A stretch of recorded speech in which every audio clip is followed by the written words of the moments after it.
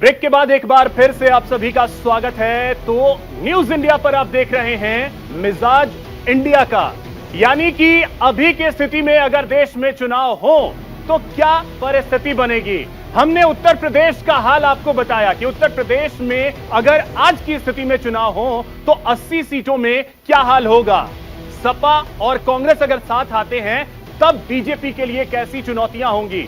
सहयोगी चारुल हमारे साथ मिनी स्टूडियो से जुड़ी हुई हैं, उनके साथ खास मेहमान भी हैं। चारुल, सवाल लीजिए।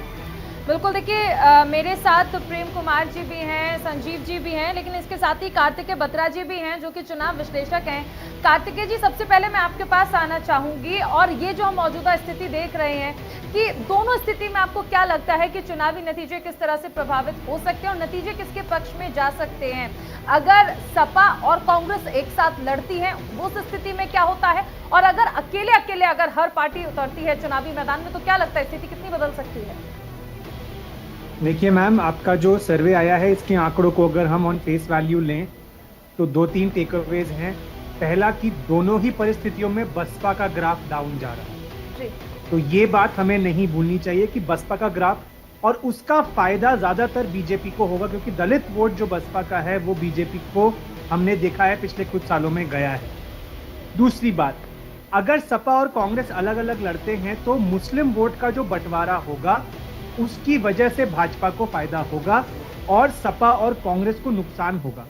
तो जो आपने सिचुएशन बताई कि अगर अलग अलग लड़ते हैं तो वो तकरीबन 2014-19 की सिचुएशन है जहां पर भाजपा 65 के आसपास होती है, सपा 10 से 12, कांग्रेस 1 से 2 और बसपा 2 से 3।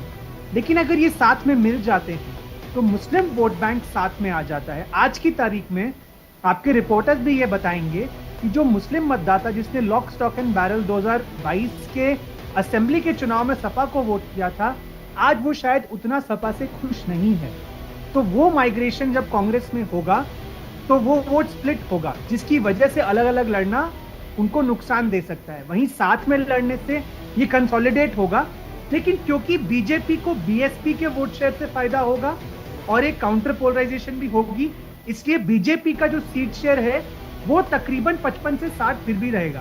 लेकिन इसका साफ साफ मैसेज है कि यूपी में अगर कांग्रेस और सपा साथ में आज के नंबर्स के हिसाब से अगर आ जाते हैं तो इससे भाजपा का जो सीट शेयर है वो तकरीबन 10 से 15 डाउन जा सकता है, जो कि आज के परिप्रेक्ष्य में, अगर दोनों साथ आए तो ये भारतीय जनता पार्टी को नुकसान दे सकते हैं, जो कि आज के परिप्रेक्ष्य में चारुल जी बड़ा नंबर है, क्योंकि भाजपा को और कई राज्य हैं जैसे कि बिहार और महाराष्ट्र, इसका आप जिक्र करेंगे, वहां पे नुकसान होने की उम्मीद है। और एक आखिरी बात, शायद भाजपा ये जानती है, कार्तिकेय जी अभी जो हाल में भी जहां चुनाव हुआ है नुकसान देखने को मिला है हिमाचल और कर्नाटक। लौटूंगी आपके पास, लौटूंगी। दो और मेहमान मेरे साथ हैं। सबसे पहले संजीव जी आपके पास आएंगे। देखिए 2017 की आपने स्थिति देखी थी जब सपा और कांग्रेस साथ आए थे तो कुछ खास नहीं हुआ था, लेकिन अब अगर साथ आते हैं तो आपको क्या लगता है स्थिति बदलेगी। यदि आप बात कर रही हैं तो निश्चित तौर पर दोनों एक साथ होंगे तो स्थितियाँ बदलेंगी। अलग अलग होना या फिर भारतीय जनता पार्टी की तरफ से बार बार ये सवाल उठाया जाना कि यदि गठबंधन या महागठबंधन की बात होती है तो फिर नेतृत्व कौन करेगा। जाहिर सी बात है कि गठबंधन की राजनीति और उसकी ताकत को भारतीय जनता पार्टी बहुत बेहतर तरीके से जानती है और उसको भारतीय जनता पार्टी को इस बात की जानकारी है कि यदि ये सारी पार्टियाँ जो विपक्षी पार्टियाँ हैं एक प्लेटफॉर्म पर आके जुड़ के यदि बीजेपी से चुनाव में टक्कर देने की बात करती हैं तो बहुत बड़ा नुकसान बीजेपी को दिखाई देगा। हाँ, ये बात बिल्कुल सही है कि उत्तर प्रदेश के परिप्रेक्ष्य में बहुत सारे लोग इस तरह की बात कर रहे हैं कि पिछली बार दोनों गठबंधन ने कुछ ज्यादा खास। ठीक है चारुल, आपके पास आते हैं। कुछ ऑडियो की समस्या आ रही है, उसको दुरुस्त कर लेते हैं, उसके बाद आपके पास आते हैं। अजय जी हमारे साथ बने हुए हैं, खेमचंद जी हमारे साथ बने हुए हैं। अजय जी, सपा के साथ अगर आप अभी आते हैं तो कुछ फायदा आपको होता हुआ दिख रहा है, लेकिन अगर अकेले चुनाव लड़ते हैं तो यूपी में बहुत बड़ा नुकसान है। देखिए, मैं क्योंकि अधूरी रह गई थी, मैं एक चीज बताना चाहता हूँ। उत्तर प्रदेश देश का बड़ा राज्य है और 24 करोड़ समथिंग यहाँ वोटर है, अभी जो बढ़ा है उसके बाद। देश की आबादी 143 करोड़ है। 14 जो टोटल पॉपुलेशन बता रहा हूँ मैं, 24 करोड़ समथिंग, वोटर जो है 14 करोड़ समथिंग है। पहले यहाँ आपको याद हो उत्तराखंड बनने से पहले 85 लोकसभा सीट थी, 5 लोकसभा सीट हमारी उत्तराखंड में चली गई। जब विभाजन हुआ उत्तर प्रदेश उत्तराखंड का बना। जो आपने सर्वे किया है इसका सैंपल, अगर आपने सैंपल साइज 14 पॉइंट कुछ करोड़ वोटर के हिसाब से लिया है, मुझे नहीं पता आपने सैंपल साइज क्या लिया है। सर्वे का मुझे जो आकलन आपका लगता है, हमारे हिसाब से अगर चुनाव होता है और समान विचार की वाली पार्टियां अगर मिलकर, और चूंकि सत्ता नरेंद्र मोदी जी और बीजेपी के पास है, तो नेचुरल है कि अलायंस इनके खिलाफ बनेगा, और इनके खिलाफ बनेगा तो हमारा जो आकलन हमने कराया है, जो आया है उत्तर प्रदेश में इन्हीं के लोग और इनके ग्रुप ने भी कराया, तो बहुत चिंतित है आरएसएस के लोग भी। जो मुझे सूचना मिली थी, मैं बताऊंगा नहीं किससे मिली थी, इनकी उत्तर प्रदेश में हमारे हिसाब से 35 की सीट और 40 की सीट, मैं नहीं कह रहा कि 0 जा रही है, 35 और 40 सीट के करीब इनकी आने की संभावना है। और देश 2019 में भी यही कहा जा रहा था कि 35 तक आ जाएगी बीजेपी। देश में चूंकि पूरे देश के बाद आएगी, लेकिन मैं बता दूं सबसे ज्यादा चिंता आरएसएस के और इनके जो थिंकर्स और इनके जो आईबी के इंचार्ज हैं वो इसलिए हैं कि 150 से अगर वर्तमान स्टेट में चुनाव होता है तो 150 से 170 भाजपा ला रही है, मुझे लोगों ने बताया है और हमारे सर्वे खुलासा भी कर देंगे। ठीक है खेमचंद जी, अगर यूपी में कहा यह जाता है कि दिल्ली का रास्ता यूपी से होकर गुजरता है, अगर यूपी में कांग्रेस और साथ ही साथ सपा साथ आते हैं तो फिर चुनौतियां आपके लिए काफी ज्यादा हो जाएंगी। जय हिंद। देखिए, भारतीय जनता पार्टी जिस तरीके से 2014 में एक बम्पर जीत करके उत्तर प्रदेश में आई थी और 2022 में हम लोगों ने विधानसभा में पुनः जीत हासिल की है, मैं आपको विश्वास के साथ कह सकता हूं, जिस तरीके से आदरणीय प्राइम मिनिस्टर मोदी जी की जो जन कल्याणकारी योजना है जन जन तक पहुंच रही है, लोगों को फायदा मिल रहा है, एक नई कम्युनिटी, एक नया ग्रुप जो जनरेट हुआ है, उसके आधार पर मैं आपसे कह सकता हूं, विश्वास के साथ कह सकता हूं, भारतीय जनता पार्टी 75 से 76 सीट कम से कम उत्तर प्रदेश में जीतने जा रही है। और ये चीज़ मैं हवा में नहीं कह रहा हूं, मैं फैक्ट के आधार पर कह रहा हूं। समाजवादी पार्टी के पास कोई रोड मैप नहीं है, ये क्या करने वाले हैं, कैसे करने वाले हैं।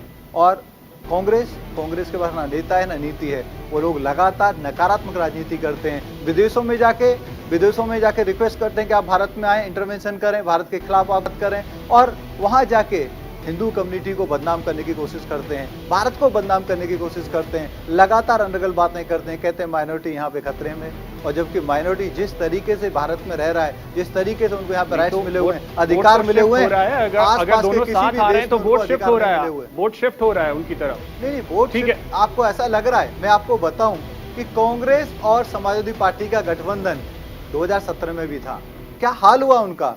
उन्होंने खूब खटिया पार्टी करी, कभी कुछ किया, कभी साइकिल पार्टी करी। ठीक है, सहयोगी नीतू हमारे साथ हैं, उनके पास चलते हैं। नीतू आपके पास 2 मिले 200 मिले कोई फर्क नहीं पड़ेगा। नीतू हमारे साथ हैं, नीतू आपके पास 10 सेकंड में बोलूं। अजय जी फिर हम आपके पास आएंगे, जल्दी से नीतू के पास चलते हैं। नीतू, बिल्कुल, देखिए शो का आगाज हो गया था आधे घंटे पहले और अब नीतू गुप्ता मैं आपके साथ। सबसे पहले न्यूज रूम से मैं आपको तस्वीरें दिखाना चाहूंगी, क्योंकि जिस चीज का जिक्र कर रहे थे, जो सर्वे हमने तैयार किया है, उसकी तैयारी इसी न्यूज रूम से हुई है। मैं एक बार अपने कैमरा पर्सन से कहूंगी कि पूरा न्यूज रूम आप दिखाइए, ये असाइनमेंट डेस्क से लेकर आप आउटपुट पूरा न्यूज रूम दिखाइए आप। ये वही न्यूज रूम है जिसने तैयारी की एक हफ्ते से, और आज ये रिजल्ट आपके टीवी पर दिख रहा है। सर्वे जो किया है वो हर एक स्टेट का सर्वे भी हम आपको दिखा रहे हैं, और इस बीच मेरे साथ लखनऊ से भी मेरे सहयोगी विवेक जुड़े हुए हैं। विवेक, सबसे पहले मैं आपके पास आना चाहूंगी, क्योंकि जिस तरह से हम 2019 का परिणाम हमने दिखाया और इस बार जो बुलडोजर मॉडल जिस पर 80% लोगों ने हामी भरी कि ये मॉडल हिट करता हुआ नजर आ रहा है, मुझे ये बताइए, क्योंकि आप हर जगह पर पहुंचे हैं, ग्राउंड रिपोर्ट आपने दी है, वहां MI फैक्टर क्या कुछ कहता है?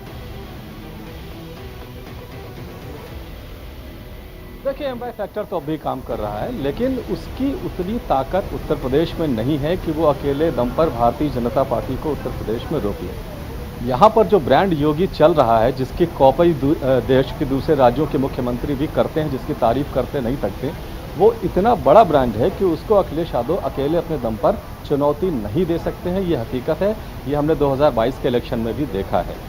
तो बहरहाल अब देखना यह है कि अखिलेश यादव की स्ट्रेटजी क्या होती है, क्या कांग्रेस के साथ उनका कोई अलायंस होता है या नहीं होता है। भारतीय जनता पार्टी के लिहाज से अगर हम इस चीज़ को देखें, इस तस्वीर को देखें, तो बीजेपी के लिए उत्तर प्रदेश सबसे बड़ा प्रदेश है, जहां पर उसका ऐसा मुख्यमंत्री है जो बीजेपी को उत्तर प्रदेश में 75 से 80 सीटें भी दिला सकता है। इसलिए अगर ये फिगर 60, 65, 55 तक है तो इसको बीजेपी अफोर्ड नहीं कर सकती, उसको इससे ज़्यादा सीटें उत्तर प्रदेश में चाहिए। और इसके बरक्स अगर हम अपोजिशन को देखें तो अपोजिशन की भी ये कोशिश होगी कि भारतीय जनता पार्टी को किसी भी तरह से 45, 50, 55 पर उत्तर प्रदेश में रोका जाए। तो यहाँ पर एक बहुत टक्कर है, लड़ाई है। एक दल है जो दूसरे को रोकना चाहता है, एक जो है जो पिछले आंकड़े से अपने आप को इंप्रूव करके और आगे बढ़ना चाहता तो है। कुल मिलाकर कांटे की टक्कर इस बार 2024 के चुनाव में देखने को मिलेगा। फिलहाल बहुत शुक्रिया इस जानकारी के लिए विवेक। अभिषेक, एक बार फिर से आपके पास आना चाहेंगे क्योंकि जिस तरह की तैयारियां और जो अगला स्टेट है जिसकी जानकारी ग्राफिक्स रूम से भी दिखाया जाएगा, बिल्कुल उसके बारे में नीतू, तो बताइए। हमने बात की देश के सबसे बड़े राज्य के बारे में जहां सबसे ज्यादा लोकसभा की सीटें हैं, और जैसा सहयोगी विवेक भी बता रहे थे कि यूपी में 55-60 तक नहीं, बीजेपी और ज्यादा के लिए प्रयास करेगी। लेकिन उसके बाद नंबर आता है बिहार का। बात बिहार की करेंगे। बिहार के बारे में क्या जानकारी है सागर के पास ग्राफिक्स रूम से, वो उनके पास लिए चलते हैं। सागर, बिहार के बारे में क्या जानकारी? देखिए अभिषेक, बिल्कुल अभी तक तो हमने बाबा के बुलडोजर की बात की, लेकिन अब बिहार की हम बात करेंगे जहां पर यह कहा जाता है कि सियासत कब किस करवट बैठ जाए यहां पर कोई भी नहीं जानता। सन 2019 के पहले आंकड़े एक बार हम दर्शकों को दिखाते हैं, क्योंकि 17 सीटें बीजेपी ने जीती थी 40 लोकसभा सीटों में से, 16 जीती थी जेडीयू ने, एलजेपी ने जीती थी 6 और कांग्रेस ने 1 सीटें जीती थी। लेकिन इन आंकड़ों पर अब मत जाइए। वोट शेयर की अगर हम बात करें तो 23.6% वोट शेयर थे बीजेपी के खाते में, 21.8 वोट प्रतिशत थे जेडीयू के खाते में। वही अगर हम बात करें एलजेपी के खाते में तो थे 7.9% वोट शेयर, यानी कि एलजेपी चौथे नंबर पर रही थी वोट शेयर के मामले में। आपको कहीं भी इस लिस्ट में आरजेडी का नाम नहीं दिखाई दे रहा होगा। एक भी सीटें आरजेडी के खाते में नहीं आई थी, लेकिन आरजेडी का वोट शेयर था 15.6, यानी कि इन आंकड़ों पर बीजेपी को गुमान नहीं करना चाहिए। महागठबंधन की पार्टी अगर आरजेडी अगर इस बार कमाल कर गई तो 15-16% जो वोट शेयर थे वो इस बार तब्दील हो सकते हैं उनके जीत वाले परिणामों में भी, क्योंकि इस बार देखिए नीतीश कुमार महागठबंधन से मिल गए और हमने नारा तो कई सुना है बिहार में बाहर है नीतीश कुमार है, और यह भी कहा जाता है कि पलटू राम नीतीश कुमार, क्योंकि हाल ही में उन्होंने एनडीए से नाता तोड़कर महागठबंधन का रुख कर लिया है। ऐसे में बीजेपी के लिए हालात थोड़े वहां पर अलग है और इन्हीं सब चीजों पर अब बारीकियों से चर्चा करेंगे हमारे सहयोगी अभिषेक। बिल्कुल सागर, मैं आपके पास फिर आऊंगा, लेकिन जो हमने सर्वे किया, जो लोगों से सवाल हमने पूछे, उसके जवाब क्या रहे वो अपने दर्शकों को बताते हैं। तो देखिए, बिहार में अगर अभी चुनाव हो और सभी पार्टियां अलग अलग चुनाव लड़े तो यह स्थिति होती है। बीजेपी 20 से 22 सीटें आरजेडी के खाते में, इस बार 10 से 12 सीटें आ सकती हैं। जेडीयू के खाते में 5 से 7 और लोक जनशक्ति पार्टी रामविलास के खाते में 1 से 2 सीटें जा सकती हैं। लेकिन आरजेडी, जेडीयू और कांग्रेस अगर साथ आ जाएं तो महागठबंधन को 25 से 27 सीटें मिल सकती हैं। वहीं बीजेपी के खाते में 12 से 14 सीटें रह जाएंगी और लोजपा के खाते में 1 से 2 सीट जा सकती हैं। तो यह स्थिति बन रही है बिहार की। पार्टियां अलग अलग लड़े तो बीजेपी को फायदा, और अगर पार्टियां एकजुट होकर के लड़े तो फिर बीजेपी को नुकसान। सवाल कुछ ऐसे रहे हैं जिसके बारे में हमने लोगों से पूछा, वो बताएंगे सहयोगी सागर। वापस सागर आपके पास आ रहे हैं। देखिए, बिल्कुल ऐसे में कहा यह जा रहा है कि एलजेपी की अगर बात करें तो इस समय टर्निंग पॉइंट की भूमिका में हो सकती है, लेकिन कई लोग ऐसा नहीं मानते हैं, क्योंकि चिराग पासवान की वो छवि जो पहले हुआ करती थी रामविलास पासवान के रहते, वो शायद इस समय बिहार में नहीं है। और इसीलिए लोग ये कह रहे हैं, क्योंकि आपने देखा होगा बिहार के विधानसभा चुनाव में खुद को चिराग पासवान बीजेपी का हनुमान बताने वाले इस बार थोड़े से ना जाने क्यों फीके फीके दिखाई देते हैं। हालांकि कई लोग ये भी कहते हैं कि चिराग पासवान इस बार टर्निंग पॉइंट की भूमिका में हो सकते हैं। 33% लोग देखिए हालांकि हाँ कहते हैं, लेकिन यहां पर 67% लोग यहां पर ना भी करते हैं कि कोई फर्क यहां पर पड़ने वाला नहीं है। लेकिन क्या वाकई में ऐसा है क्या? क्योंकि बिहार में इस समय बीजेपी अकेली पड़ गई है। कांग्रेस की बात करें, जेडीयू की बात करें और आरजेडी की बात करें, ये तमाम दिग्गज पार्टियां एक साथ हैं और एक तरफ नीतीश कुमार पूरे विपक्ष को एकजुट करने में भी लगे हैं। ऐसे में चुनौतियां कई सारी हैं बिहार में बीजेपी के सामने। अभिषेक, बिल्कुल, तो आपने देखा कि बिहार की स्थिति क्या बन रही है। बिहार में अगर बात कर ली जाए, जेडीयू, आरजेडी और कांग्रेस की अगर साथ आ जाएं तो बीजेपी के लिए यहां चुनौतियां खड़ी हो सकती हैं। बिहार के बाद रुख करेंगे अगले राज्य की तरफ। राज्य है देश का दिल, यानी मध्य प्रदेश। मध्य प्रदेश की अगर स्थिति के बारे में आपको बताएं कि वहां आज अगर चुनाव होंगे तो क्या होंगे, लेकिन उससे पहले 2019 के क्या परिणाम रहे थे वो जानने के लिए एक बार फिर से सागर के पास चलते हैं। सागर, ग्राफिक्स रूम से क्या जानकारी? देखिए, बिल्कुल देखिए, अगर हम दिल्ली की अगर हम बात कर लें तो इस समय आपने मध्य प्रदेश का जिक्र किया है और मध्य प्रदेश में 29 यहां पर देखिए लोकसभा की सीटें बीजेपी के खाते में 28, कांग्रेस के खाते में 1 सीटें आई थी।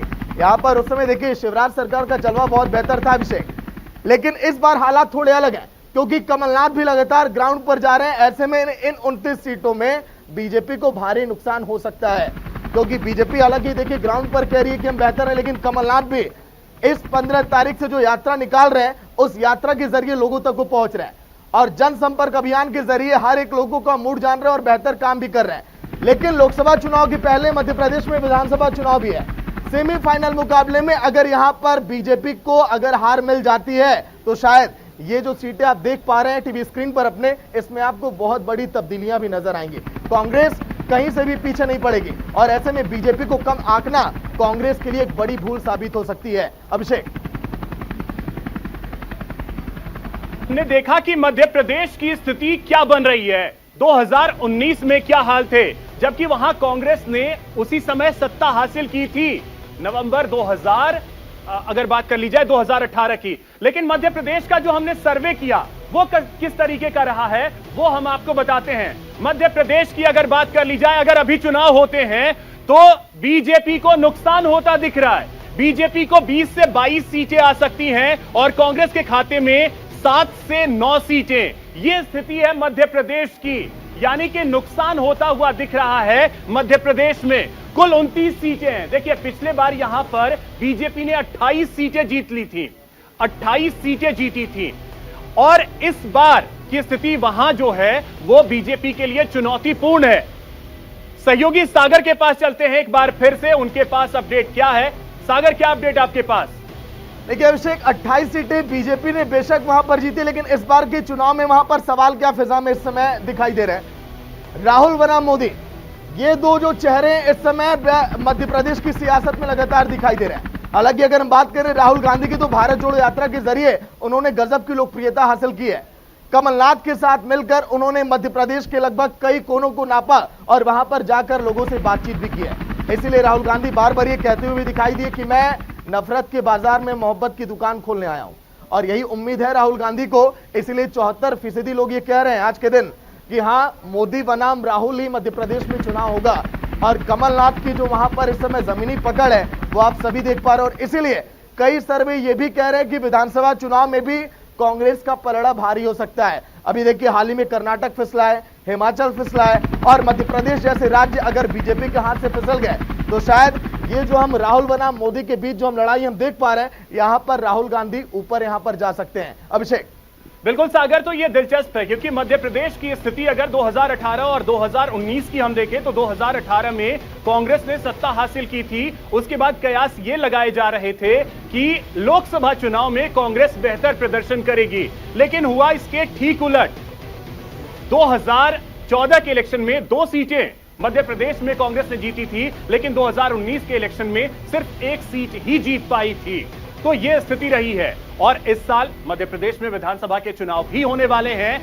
मध्य प्रदेश के बाद हम बात करेंगे छत्तीसगढ़ की। छत्तीसगढ़ का हाल क्या रहा है 2019 में, बताएंगे सहयोगी सागर। सागर, फिर से आपके पास आ रहे हैं, छत्तीसगढ़ का हाल बताएं। देखिए बिल्कुल, इस समय अगर हम अभिषेक छत्तीसगढ़ की बात करें तो वहां पर चुनाव अगर हो गए तो 11 सीटें वहां पर है लोकसभा की। 9 सीटें बीजेपी के खाते में आई थी, 2 सीटें कांग्रेस के खाते में। रमन सिंह जो वहां पर मुख्यमंत्री तो रहे 15 सालों तक, लेकिन 9 सीटें बीजेपी वहां पर अपने काम के दम पर हासिल की 2019 में, लेकिन उसके पहले जो विधानसभा चुनाव हुए थे 18 में, वहां पर सफलता बीजेपी को मिली नहीं थी। लेकिन इन 5 सालों के अंदर कांग्रेस ने वहां पर बहुत देखिए बेहतर पकड़ बना ली है। जो 2 सीटें नीचे आप कांग्रेस की देख पा रहे हैं अभिषेक, ये आने वाले समय में अब बढ़ती हुई आपको दिखाई देंगी, क्योंकि भूपेश बघेल छत्तीसगढ़ में वो चेहरा है जो कि देश के लगभग कई राज्यों में वो घूमे। आपने यूपी के अंदर देखोगे कई ऐसे बड़े बड़े मुद्दे रहे हैं, जब किसानों के ऊपर गाड़ी वहां पर चढ़ गई, कई ऐसे मुद्दे रहे जहां पर किसान प्रदर्शन कर रहे हैं, तो भूपेश बघेल वहां पर हमेशा आगे खड़े दिखाई दिए। इसीलिए भूपेश बघेल ने अपनी छवि बहुत बेहतर कर ली है और छत्तीसगढ़ में कहा जा रहा है कि इसी के दम पर इस बार कांग्रेस बेहतर प्रदर्शन कर सकती है। लेकिन ये 2019 के आंकड़े जो हैं, ये इस समय बीजेपी को बेशक संतोषजनक लग रहे होंगे, लेकिन इससे ओवर कॉन्फिडेंस में आने की जरूरत नहीं है कहीं से भी। अभिषेक, बिल्कुल सागर, तो देखिए स्थिति छत्तीसगढ़ की भी हमने बताई, मध्य प्रदेश की भी बताई। अब छत्तीसगढ़ में जो हमने सर्वे किया, जो हमने लोगों से बात की तो उसके जवाब क्या निकल करके आए, परिणाम क्या रहा, वो आपको बताते हैं। 11 सीटें हैं छत्तीसगढ़ में। बीजेपी के खाते में आज अगर चुनाव होते हैं तो 7 से 9 सीटें जा सकती हैं और कांग्रेस के खाते में 3 से 4। अब देखिए स्थिति यहां पर बीजेपी के लिए माइनस वाली ही है। 9 मैक्सिमम जीत सकती है। पिछले चुनाव में भी 9 जीते थे, लेकिन 7 भी ये आंकड़ा हो सकता है। तो ऐसे में छत्तीसगढ़ में बीजेपी को बहुत काम करना है। और कांग्रेस की अगर बात कर ली जाए तो कांग्रेस के खाते में 3 से 4 सीटें यहां पर जाती हुई दिख रही हैं। तो हमने आपको बताया कि बिहार की स्थिति क्या है, साथ ही साथ मध्य प्रदेश की स्थिति क्या है, छत्तीसगढ़ की स्थिति क्या है। सहयोगी नीतू के पास चलते हैं, उनके साथ गेस्ट भी हैं। सवाल लीजिए नीतू। बिल्कुल, तो देखिए छत्तीसगढ़ का भी आपने हाल जाना। मैं सबसे पहले गेस्ट के पास जाना चाहूंगी और उन्हीं से सवाल कर लेते हैं छत्तीसगढ़ को लेकर। इस वक्त मेरे साथ अनिकेश वर्मा पॉलिटिकल एक्सपर्ट जुड़े हुए हैं। इसके अलावा हमारे साथ इस वक्त संजय राणा पॉलिटिकल एक्सपर्ट हमारे साथ जुड़े हुए हैं और साथ ही साथ प्रोफेसर भुवन भास्कर जोशी एसपी प्रवक्ता हैं। सबसे पहले अनिकेश जी, छत्तीसगढ़ का अभी आपने आंकड़ा देखा, बीजेपी का दबदबा रहेगा कायम। सवाल है 75% लोगों ने हामी भरी। सबसे पहले तो मैं बोलना चाहूँगा छत्तीसगढ़ की सीटें जो भी आपने दिखाई हैं अभी तक, ठीक है, मैंने माना है कि उसमें बीजेपी की बढ़ोतरी है, लेकिन मैं बिल्कुल संतुष्ट होकर कह रहा हूँ कि कांग्रेस ने कम से कम 2-3 स्टेटों में अपना परचम लहराया है और वो आने वाले टाइम में धीरे धीरे इंक्रीमेंटल ग्रोथ दिखा रही है। और मैं यही बोलूँगा कि जनता के लिए, देश के लिए, देश के हित के लिए, लोगों के हित के लिए भाजपा को 2024 में जाना ही होगा। कांग्रेस को मिलजुल के सबका संगठनों का सहयोग, सबका सपोर्ट के साथ ही 2024 में वो विपक्ष के चेहरा बड़ा है, उसमें उसको आना ही होगा। ठीक है, कार्तिकेय बत्रा हमारे साथ चुनाव के विश्लेषक हैं। सर, आपका आकलन क्या कहता है छत्तीसगढ़ को लेकर, क्योंकि चुनाव होने हैं? नहीं मैम, ये तीनों राज्य जो आपने बताया मैं उस पर कमेंट करना चाहूंगा कि देखिए, अगर अभी ये वो वाली पट्टी है जहां बीजेपी ने मैक्स आउट किया था पिछली बार, तो आप देखेंगे कि छोटे छोटे गेन्स है कांग्रेस के लिए, लेकिन अगर आप इन सबको मिला ले, अभी तक आपके शो पे 4 जो राज्य आपने गिनाए, तो भाजपा 285 से नीचे आ चुकी है, 270 से नीचे आ चुकी है 303 के आंकड़े को कंपैरिजन में रख के। इसका मतलब है कि ये जो हिंदी पट्टी थी जहां भाजपा ने बहुत अच्छा परफॉर्मेंस दिया था, वहां पर अगर कांग्रेस और विपक्ष अच्छे से संगठित होकर लड़े तो चुनौती भाजपा के लिए है। इसमें आप बिहार में एक चीज नोटिस करिए, बिहार में सब अगर साथ में आ जाएं तब भी भाजपा इतना बुरा परफॉर्म नहीं कर रही है, नुकसान ज्यादा लोजपा को हो रहा है इस समय। भाजपा का जो सीट शेयर है वो 17 से गिरकर 14 पे ही आ रहा है। मध्य प्रदेश, छत्तीसगढ़, मध्य प्रदेश में कांग्रेस गेन कर रही है, मुझे इसमें कोई आश्चर्य नहीं है। छत्तीसगढ़ लेकिन कांग्रेस के लिए अगर ये आंकड़े सही हैं तो खुश नहीं होगी कांग्रेस, क्योंकि वहां पे एक सशक्त सरकार है, एक पॉपुलर मुख्यमंत्री हैं। ऐसे में भी अगर कांग्रेस 11 में केवल 3 से 4 सीटें ला रही है तो यहाँ पर स्कोप कांग्रेस के लिए है, लेकिन बिहार में बीजेपी छोटा सा रिएक्शन में संजय जी से भी लेना चाहूंगी। ठीक है, बहुत शुक्रिया संजय जी। तीनों स्टेट का आपने देखा, दबदबा बीजेपी का कितना, बाकी गठबंधन जो है दूसरे विपक्ष में है उनका किस तरह? नीतू, जब हम बात करते हैं छत्तीसगढ़ की, छत्तीसगढ़ में देखिए नो डाउट भूपेश बघेल साहब एक अच्छे सशस्त्र मुख्यमंत्री के रूप में है और नो डाउट उनका कंपटीशन आज के दिन में विधानसभा लेवल पे किया जाए तो नहीं है। जब लोकसभा का चुनाव होता है टोटली डिफरेंट मुद्दे पे होता है और वहाँ पे भूपेश बघेल का चेहरा बिल्कुल काम नहीं आएगा, वहाँ मोदी जी का चेहरा ऑटोमेटिक ऊपर हो जाता है। जो आपने 7 से 8, 6 से 7 सीट पे हो सकता है 9 तक पहुँच सकती है। जहाँ तक हम बात कर रहे थे उत्तर प्रदेश में, एक चीज़ आपने मिस कर दिया, आप लोगों ने बहुजन समाज पार्टी को अंडर एस्टिमेट किया। आज के दिन में मुसलमान जो वोटर है समाजवादी से खुश नहीं है, वो हो सकता है शिफ्ट हो जाए बहुजन समाज पार्टी। अगर वो शिफ्ट होता है तो गेम प्लान उत्तर प्रदेश से बदल जाएगा।